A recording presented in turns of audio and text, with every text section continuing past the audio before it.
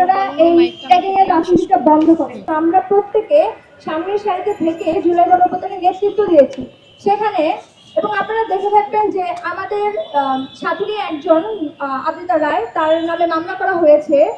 আপনারা জানেন সে আদ্রিতা রায় এবং আমার একটা ছবি আল জাজিরাতে নিউজ হয়েছিল গণঅভ্যুত্থানের সময়, যে আমরা 15ই জুলাই যখন ছাত্রলীগের ধাওয়া খেয়ে আমরা সেখানে একজন অসুস্থ মেয়েকে নিয়ে দৌড়াচ্ছিলাম, সেই ছবিটা আপনারা নিজেরা দেখেছেন, অনেক মিডিয়া সেটাকে নিউজও করেছেন।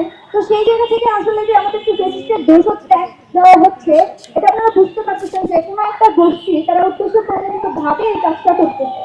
আপনারা আরেকটু বলি যে আমাদের যে মেহবুব আহমদ বসু, যার নামেও মামলা করা হয়েছে, সেই মেহবুব আহমদ বসু গত 23 সালের ডিসেম্বর মাসে শেখ হাসিনার ব্যাকড্রপ ভাঙার কারণে ছাত্রলীগের নেতারা তাকে কিন্তু বেধড়ক পিটিয়েছে। তো সেই জায়গা থেকে বলতে চাই, আমরা যদি ফেস্টের দোষর হইতাম তাহলে আসলে আমরা জুলাই আন্দোলনে অংশগ্রহণ করতাম না, আমরা ছাত্রলীগের হাতে মাইর খেতাম না।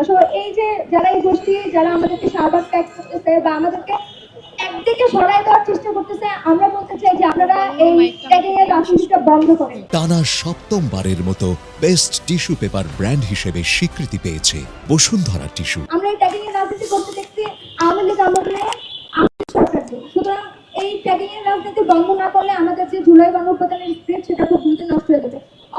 ইতিমধ্যে যদিও সেটা অনেকটা গণঅভ্যুত্থান নষ্ট হয়ে গেছে, তাও বলছি আপনারা এই ট্যাগিং এর রাজনীতিটা বন্ধ করেন। বিশেষ আমলে সেই রাজনীতি আমরা আর দেখতে চাই না। আরেকটা গুরুত্বপূর্ণ একজন প্রশ্ন করেছিলেন যে আরেকটি মঞ্চ যেটা আছে তারা হচ্ছে তাদের আন্দোলন ক্যান্সেল করেছে, স্থগিত করেছেন, আর আমরা কেন এখনো কন্টিনিউ করেছি। আপনি হয়তো শুনে থাকবেন যে গতকালকে একটা খবর পেয়েছে যেখানে একজন পুরুষ একজন ছেলে ধর্ষণের শিকার হয়েছে এবং সে যখন মামলা করতে যায় তখন পুলিশ তার কেসটা নেয় না। এবং আমাদের এই মঞ্চ থেকে আমরা যখন আসলে এই 9 দফা দাবি উত্থাপন করি, 9 দফা দাবি আপনারা খেয়াল করে দেখবেন যে আমরা আসলে ধর্ষণের যে আইন রয়েছে বাংলাদেশে সেটা সংস্কার চাই, এবং এই যে কেন তার বিচার পাচ্ছে না সেই ছেলে, বা কেন আমাদের সেই 9 দফা দাবির মধ্যে ধর্ষণের সংজ্ঞারও একটি পরিবর্তন আমরা আনতে চেয়েছি, কারণ আপনারা সেই 9 দফা দেখলেও বুঝবেন। এবং পাশাপাশি আরেকটি প্রশ্ন ছিল যে আমরা ইচ্ছাকৃতভাবে কোনো ধর্ষণের ঘটনা স্কিপ করেছি কিনা আমাদের ফেসবুকে।